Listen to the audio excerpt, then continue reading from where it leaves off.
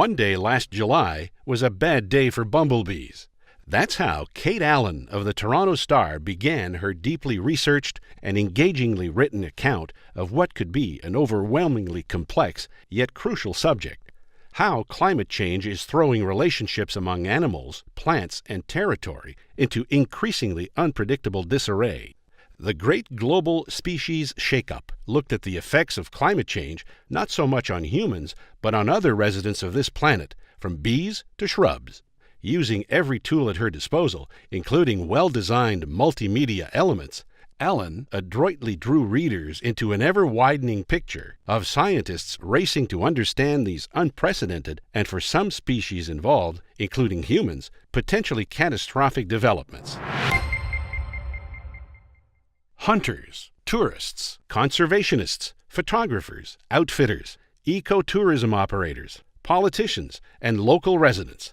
All of them claim a piece of British Columbia's most iconic forest animal, the grizzly bear.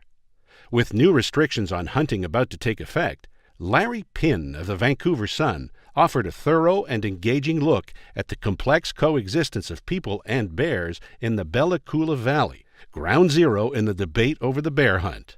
Thoroughly researched and broad-ranging, Pinn's article explored the sometimes inconvenient facts about the life of grizzly bears, as well as some of the possible consequences of a ban on trophy hunting.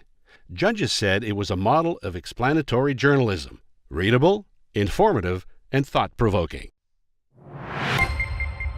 We hear many stories these days about hate and intolerance against religious groups, ethnic groups, and immigrants. As offensive remarks get reported on, it's easy to just assume the worst. The Toronto Star's Jennifer Yang had the courage to go beyond the standard interpretation as she delved into whether an imam who came under attack for anti-Semitic remarks had actually said what he had been accused of saying. Yang found many surprising shades and many layers of gray.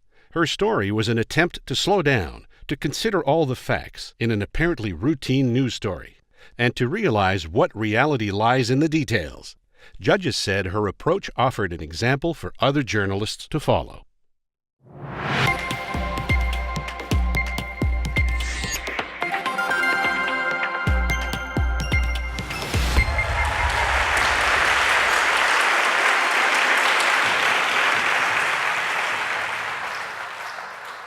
And the award goes to Kate Allen.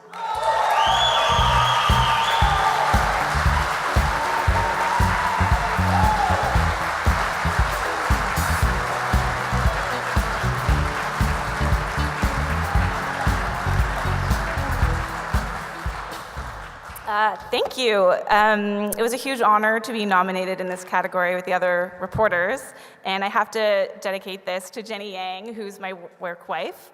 And the only reason I work at the Star, she convinced me to come do the one-year internship program there a while ago now. And she's part of a crew of women that I work with who I just love. A lot of them are here tonight, and we read each other's stories before they run, we workshop each other's leads, and we make each other's work better. We support each other, and I feel like a win for one of us is a win for all of us, so shout out to you guys. Thank you also to my editor, Doug Cudmore, and my team editor, Matt Carter, and also David Schnittman and Cameron Tulk, who made this story look beautiful. I'm a science reporter, and there's not that many of us left, and I'm very, very grateful to be on the science beat. And thanks. Not only, it's such a fun beat, and I'm so grateful that the Star lets me keep doing it, and not only do they let me keep doing it, but when I tell them that I need to fly across the country to see about a bunch of dead whales, they always let me do it.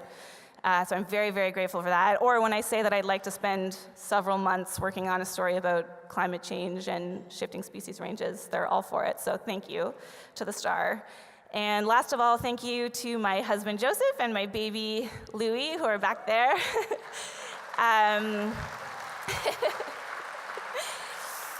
Joseph is the best partner in the world. Well, I literally would not be here, like right here, if he wasn't there. So thank you to Joseph.